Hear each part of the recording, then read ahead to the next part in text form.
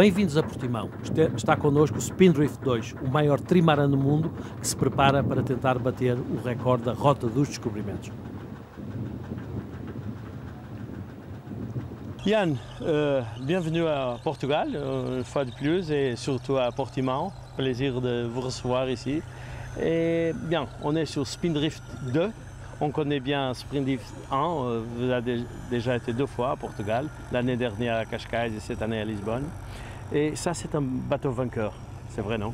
C'est vrai que c'est un bateau chargé d'histoire, qui a tous les plus grands records océaniques au monde, traversée de l'Atlantique Nord, les 24 heures, la route de la découverte et le trophée Jules Verne, donc c'est vraiment un bateau mythique. Ouais.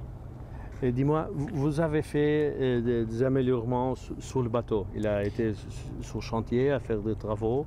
Donc c'est vrai qu'on a fait un chantier cet hiver, quand on l'a récupéré au mois de février le bateau. On n'a pas fait des grosses améliorations parce que avant tout ce qu'on veut c'est apprendre à naviguer avec, puisque c'est un bateau XXL en taille, 40 mètres de long, 23 de large, 47 mètres de haut, donc c'est vraiment gigantesque. Maintenant il faut qu'on apprenne à naviguer avec. Bien sûr on va faire des améliorations, on a plein d'idées, notamment faire évoluer tout le gréement, essayer de gagner du poids sur le bateau. Il faut savoir que le bateau il fait 25 tonnes, donc ça peut paraître lourd, léger, mais c'est assez lourd pour ce type de bateau. Par contre il est très costaud, donc l'objectif ça va être de gagner un petit peu de poids pour gagner en performance. Donc au niveau amélioration, ce qu'on a juste fait cet hiver, bien sûr on lui a fait une nouvelle décoration, voilà, avec sous les couleurs de Spindrift 2, très belle, dorée, noire. Et bien votre couleur. Ouais, magnifique. Et on lui a rajouté par contre des bâches aérodynamiques sur le bras avant qu'on pourra voir après à bord. Puisque c'est un bateau, il navigue à vite 40 nœuds de vitesse, donc 75 km/h sur l'eau. Donc beaucoup de vent apparent dans la figure, c'est comme si on était en voiture sur l'autoroute et qu'on passait la main par la fenêtre. Donc c'est important d'avoir des carénages, des formes très aérodynamiques, donc c'est ce qu'on a fait sur le bras avant. Et maintenant l'hiver prochain, on va travailler fortement là sur la plateforme et surtout sur le gréement pour lui apporter un nouveau gréement et gagner encore en performance. Comment a été le voyage jusqu'ici? Et aussi vous avez fait un Fastnet incroyable. C'est votre première grosse compétition sur le bateau. Vous avez fait un voyage incroyable sur la Fastnet. Dans le Fastnet, c'était la première course avec ce Maxi Trimaran Spindrift 2. Il y avait beaucoup de stress, surtout au niveau du départ, avec pas loin de 400 bateaux sur la ligne de départ, plus les bateaux spectateurs, avec du courant, pas beaucoup de vent, un bateau pas très manœuvrable. Mais on a pris un super départ et on a fait toute une belle course, quoi. C'était un peu la découverte pour tout l'équipage du bateau, pour aussi Donna. On a pris beaucoup de plaisir avec une victoire en temps réel à la fin. C'était fantastique. Et le voyage jusqu'ici à Portimão? Le voyage top, vraiment top. On est parti donc de Bretagne, de Lorient avec le soleil. On est arrivé ici comme d'habitude avec le soleil à Portimão. Et c'était un voyage au portant, donc avec du vent dans le dos. On a vite atteint des vitesses dans le golfe de Gascogne et surtout au Cap Finistère. On était à 40-41 nœuds de vitesse, donc c'était assez fantastique au portant, donc très peu mouillé. C'est l'avantage de ce bateau, il est très haut sur l'eau. On est très bien protégé au niveau du poste de barre et au niveau des équipiers qui manœuvrent, donc ça permet d'aller vite en sécurité. Et voilà, on a mis un petit peu moins de 48 heures pour faire le voyage, donc c'est allé assez vite. Le projet pour le Spindrift 2, c'est démarrer un parcours de record, normalement. Le record, ça sert un peu d'entraînement. Et le rêve, c'est aussi battre le record sur Jules Verne, qui est déjà sur ce bateau, c'est ça? Exactement, c'est vrai que c'est un peu le défi ultime, c'est le trophée Jules Verne que détient ce bateau en 45 jours. Donc là, c'est une autre aventure. On l'a prévu de la tenter pour la première fois en 2015-2016 parce que, comme je le disais, on va faire évoluer le bateau pour essayer de le faire aller de plus en plus vite. Et avant tout, on a des objectifs pas moins importants, puisqu'il y a aussi les 24 heures. Je crois qu'un des objectifs à terme, c'est que j'aimerais bien que ce soit l'écurie Spindrift Racing qui batte un jour le record des 1000 milles en 24 heures. Donc ça, c'est un peu comme le mur du son à la voile. Mais bon, il y a encore une grosse marge. Le bateau, il est à 908 000. Ça fait quand même 37 nœuds, 7 de moyenne. C'est déjà super rapide, mais on espère pouvoir le battre. Et entre-temps, il y a plein d'autres records, comme le record de l'Atlantique Nord, que détient ce bateau-là. Et par contre, il y a le record de la découverte qu'on va tenter. C'est pourquoi on est ici en stand-by. Et là, il est détenu par Groupama 3, Franck Camas. Et vous allez aussi essayer le record méditerranéen Oui, on va essayer tous ces records. Maintenant, ce qu'on a comme objectif aussi l'année prochaine, c'est peut-être de faire la route du Rhum avec le bateau. C'est super. Donc, bon, il est un peu gros. Il est un peu gros pour un seul homme. Il n'a pas été dessiné pour un seul homme. Donc, on est en train d'étudier la faisabilité pour savoir qu'est-ce qu'il faut faire pour pouvoir l'adapter. Tu crois qu'il est possible? Moi je pense que oui, après les navigations qu'on a fait, je pense qu'il est possible. Dans cette configuration, non. Quand on voit la taille du mât, 50 mètres de haut, c'est inimaginable. Par contre, en réduisant un petit peu le mât et en faisant des aménagements le problème sur ce genre de bateau, c'est de border les voiles et de rouler les voiles aussi, de manœuvrer. Après, quand le bateau va en ligne droite, pas de problème. Il y a d'autres problèmes, mais c'est le même problème que n'importe quel bateau. Par contre, tout ce qui est transition, manœuvre, c'est très difficile. Donc aujourd'hui, c'est pas possible. On essaye de regarder. C'est pourquoi qu'après ce record de la découverte, on va rentrer en équipage réduit, où là, je vais essayer de voir si c'est envisageable ou pas de faire la route du Rhum. Après Dublin, on a parlé, tu as dit qu'on est presque sûr que Spindrift va retourner sur le concept Route de France. Sur le mode 70 va retourner. Alors ça continue le projet Spindrift? Oui, bien sûr, le projet Spindrift aujourd'hui, l'écurie Spindrift Racing, il y a 3 projets. Il y a le Maxi Spindrift 2 qui est un peu tout le monde remarque ce bateau parce que c'est le rêve. C'est le rêve exactement pour tout marin, tout navigateur, et je pense qu'il fait rêver les gens, c'est sûr, bien sûr. Mais il y a 2 autres beaux projets derrière qui sont le mode 70. Donc on espère que l'année prochaine il y a un beau circuit avec ce bateau. Là, comme on a chaviré bien sûr à Dublin, il y a eu des réparations à faire. Il y a le nouveau mât qui va arriver dans 2 mois et après on va le remettre à l'eau au début de l'année prochaine pour continuer à naviguer avec ce bateau. Et il y a aussi le D35 sur l'Eddy 4 sur le lac Léman, où là c'est un programme de petites régates journalier avec le Tour du lac Léman, aussi le Bol d'Or, la fameuse régate, et qui est tout au long de la saison de mai à septembre. Et l'Eddy 4, c'est un projet plus lié à Donat Skipper, c'est ça? Ouais, en fait, sur ce bateau, on est co-skipper tous les deux. C'est vraiment un projet qu'on a voulu mener en commun. C'était un peu une idée de partager comme ça une aventure exceptionnelle avec la personne avec qui on vit. C'est assez formidable de pouvoir faire ça. Et l'Eddy 4, oui, c'est Donna qui est le skipper. C'est elle qui gère vraiment ce projet à 100%. Comment est-ce que tu vois la Coupe de l'Amérique? On est presque sûr maintenant que ça va continuer sur multicoque. On parle de plus en plus d'un syndicat français. Et je ne veux pas mélanger les choses, mais peut-être on peut avoir un syndicat de Suisse une autre fois. Mais surtout, comment est-ce que comme Français, comme marin très expérimenté sur multicoque, tu as vu cette Coupe Amérique et l'avenir de la Coupe Amérique multicoque? Cette coupe, elle était ambitieuse par le choix des bateaux. Je crois qu'elle a été faite par Russell Coast et Larry Ellison. La Louis Vuitton, il manquait des challengers, donc ça a été un désastre. Ça, faut l'admettre. Je crois que tout le monde l'admet que c'est un désastre. Par contre, la coupe, elle a été fantastique. C'est la plus belle coupe qu'il y ait jamais eu, aussi serrée, avec des bateaux extraordinaires qui volent comme ça à 40 nœuds de vitesse. C'est les vitesses qu'on peut atteindre avec ce bateau, mais là, c'était à touche-touche, à 10 mètres l'un de l'autre, et je crois qu'il y a eu des rebondissements. Je pense que c'est rentré dans une nouvelle ère, quoi. Maintenant, j'espère que ça va rester en multicoque. Je pense que ça va rester en multicoque, vu que c'est les Américains qui gagnent. Et je pense que maintenant, les bateaux vont voler sur les prochaines Coupes de l'Amérique. Donc ça, c'est assez génial. La Coupe, dans un futur proche ou plus lointain, c'est un rêve, c'est un objectif, c'est une chose que pour maintenant, c'est...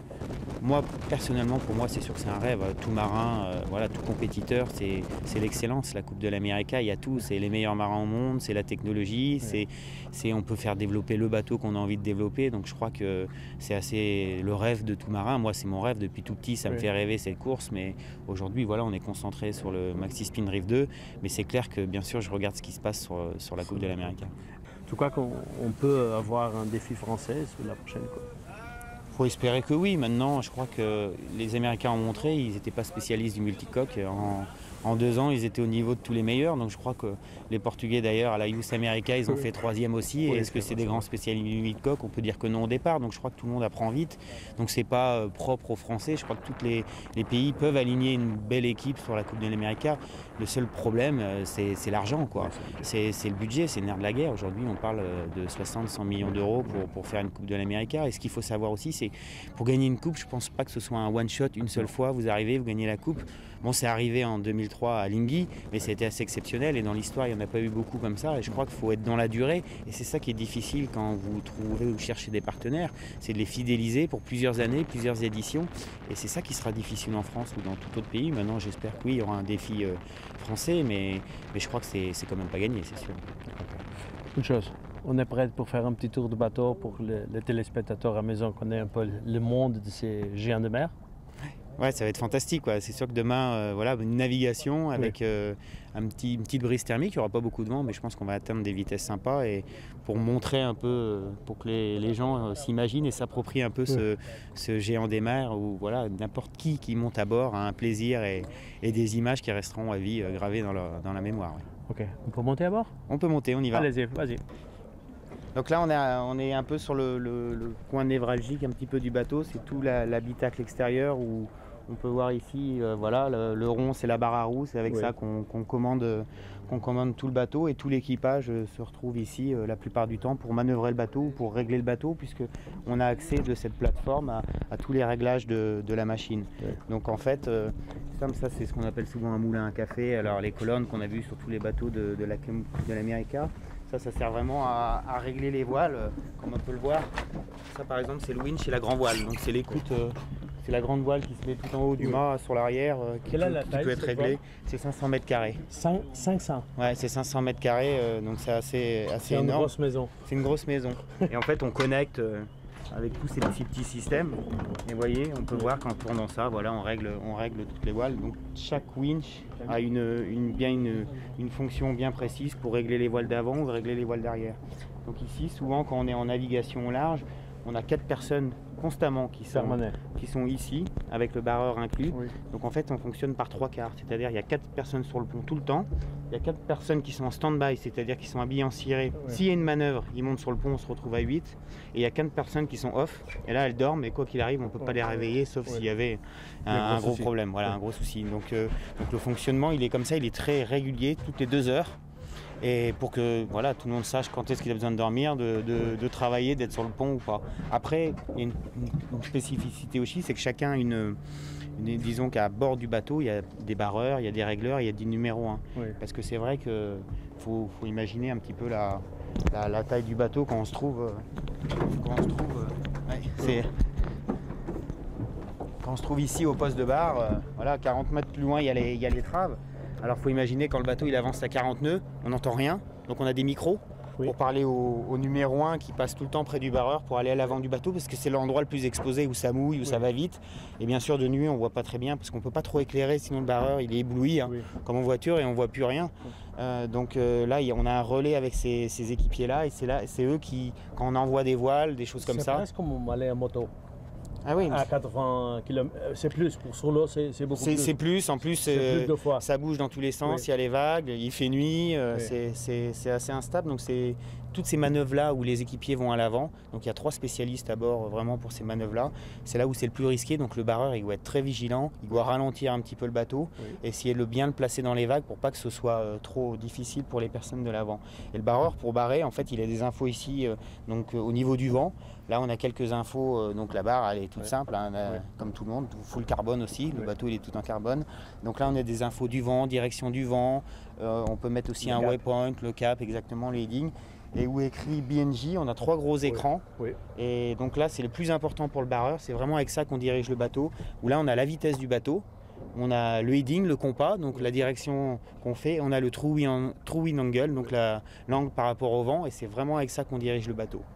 Donc là c'est un peu le barreur il est là, mais par contre on barre pas plus de 40 minutes parce que c'est très physique. Déjà on barre debout, souvent on a un peu l'habitude de voir sur des multicœurs une barre franche, là c'est une barre à roues, c'est vrai que le bateau il bouge beaucoup donc il faut avoir une concentration extrême, donc c'est... Tu as dit 20 minutes? 40 minutes, c'est 40 minutes maximum. C'est un demi-match de foot. Ouais, mais ça peut... Court, long, mais c'est...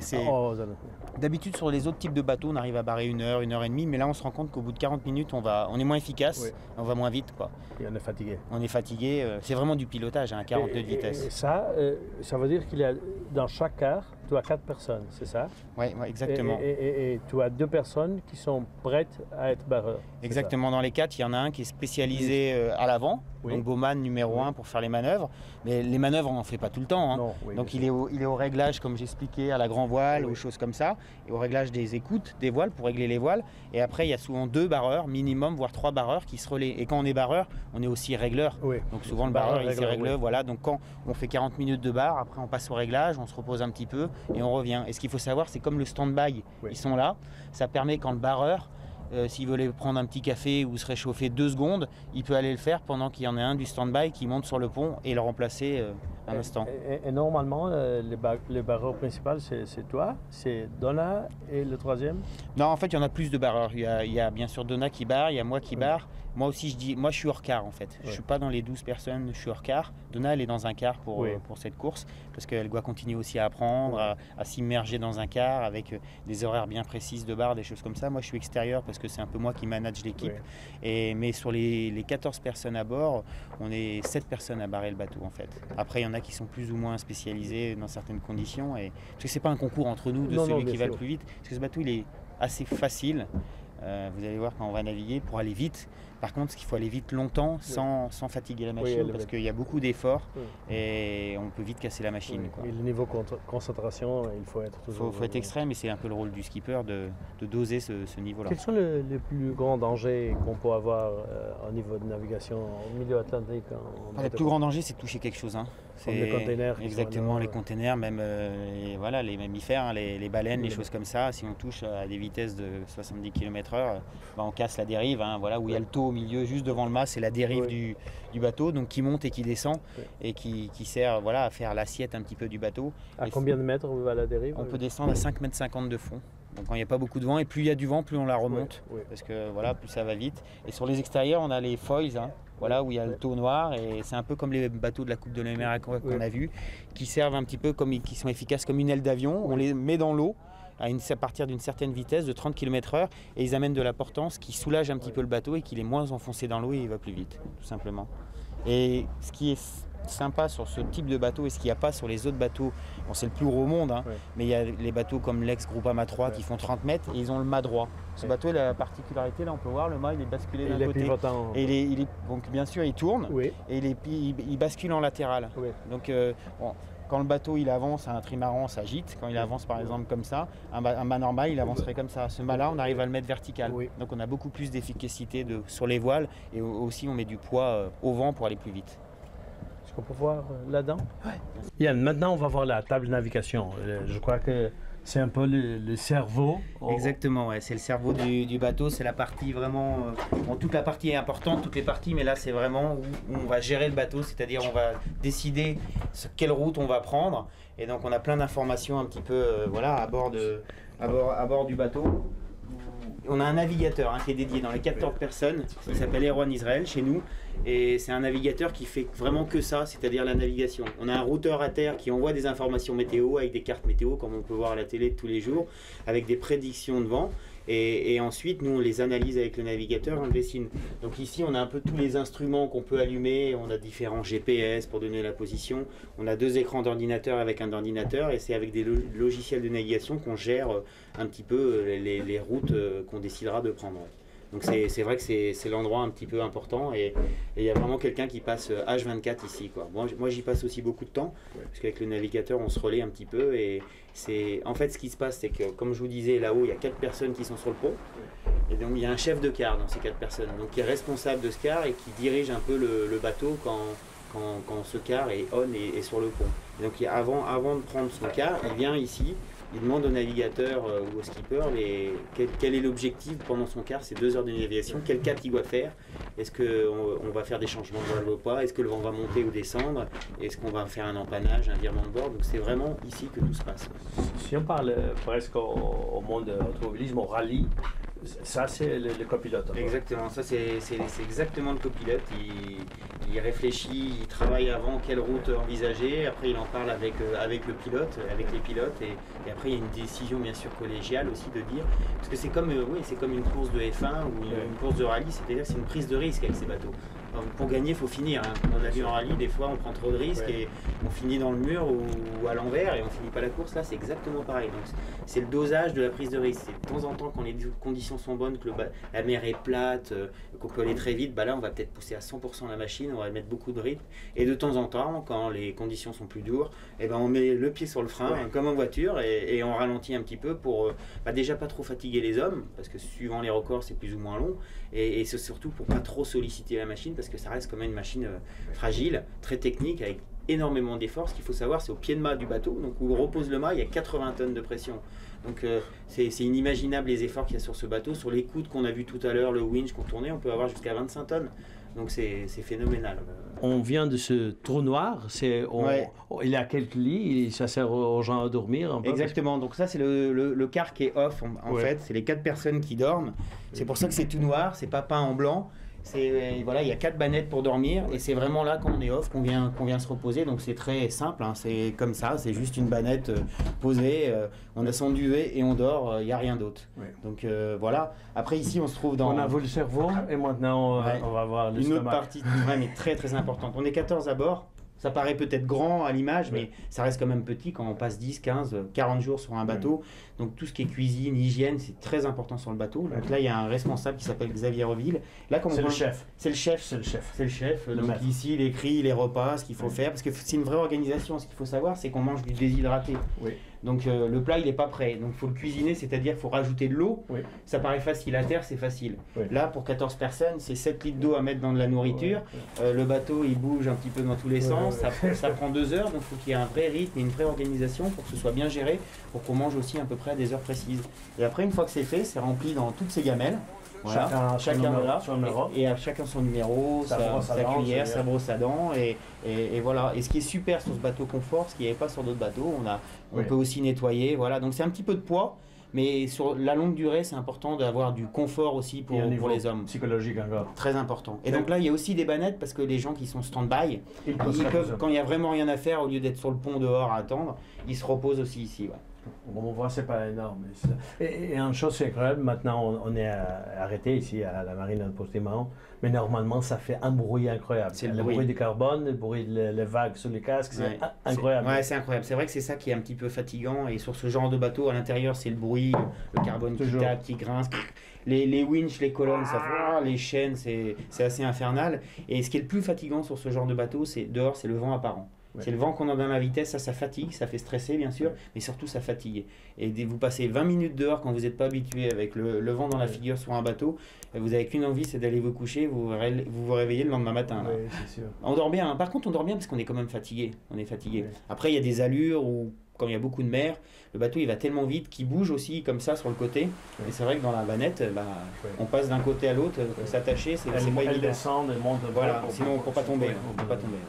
On voit partout qu'il y a des bouts comme ça. S'il y a des trous, c'est pas pour faire beau, on se tient tout le temps. Oui. Parce que le bateau il bouge tout le temps. Oui. Et donc là, par ici, on a l'avant du bateau. Oui. Donc ce qui se passe, c'est que si vous touchez quelque chose où le bateau il rentre dans l'eau et qu'il passe de 80 km/h à 10, voilà, vous êtes percuté, vous pouvez vous casser l'épaule, la tête. Donc l'important c'est tout le temps de se tenir. Donc c'est vrai que c'est très très physique. Quoi.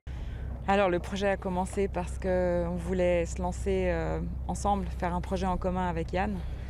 Et on voulait mettre nos compétences. On a des compétences chacun différentes et on voulait se mettre ensemble et partager aussi une aventure. Et quand Banque Populaire est 5, donc celui-ci qui s'appelle maintenant Spindrift 2 était à vendre, on a réfléchi, on a mis pas mal de temps à réfléchir parce que c'était un grand challenge aussi pour moi parce que j'ai jamais fait de course au large. Okay. Et après on s'est lancé et voilà, et on est là. Et maintenant les projets futurs, c'est d'essayer de battre certains des records que ce même bateau détient. Oui. Il a déjà. C'est un bateau de légende. Hein, oui. Il a quand même, c'est le bateau le plus rapide autour du monde. C'est pas rien. Oui, c'est incroyable. Il a fait, je crois, 19 jours jusqu'à Nouvelle-Zélande, donc au Cap Lewin. Oui, oui. Voilà. C'est incroyable. C'est incroyable. Et donc, mais on pense qu'il y a une marge et on pense qu'il y a un potentiel de pouvoir faire encore mieux. Autrement, on ne se serait pas lancé dans cette aventure. Mais entre-temps, il y a aussi une construction d'une équipe, c'est s'entourer des bonnes personnes, de faire aussi d'autres choses. C'est clair que le Jules Verne est un but en soi et c'est une course mythique, mais ce n'est pas le seul objectif. C'est pas que le Jules Verne. C'est pas que le Jules Verne, c'est pas que faire ça. Si tu arrives à gagner le Jules Verne, c'est peut-être, c'est sûr, c'est la première fois dans l'histoire de la voile qu'on a 2 frères. Le garçon a gagné la Coupe d'Amérique et la sœur a gagné la Jules Verne. Ça va être en conversation de Noël ou quelque chose d'incroyable, non? Peut-être, mais bon, il y a quand même les Perrons, que les 2 frères, ils ont gagné le Jules Verne chacun leur tour, non? Oui. Mais ils n'ont pas gagné la Coupe Amérique. Mais ils n'ont pas gagné la Coupe. Pas encore, du moins. Pas encore, oui. Pas encore. Non, et c'est vrai. Pourquoi pas? Ça serait bien. ton frère te soutient dans ça, c'est un gros supporter de ça? Mon frère me soutient, mais dans la famille, on est toujours assez prudent et calme, disons, dans les intentions. Il faut que les intentions soient bonnes, il faut que les gens travaillent à leurs intentions. Et puis ensuite, quand il y a le succès qui arrive, après, il y a la fierté qui est là. Donc c'est clair, il me soutient. Oui, bien sûr. En même temps, il me regarde d'un œil pour voir si je fais les choses correctement.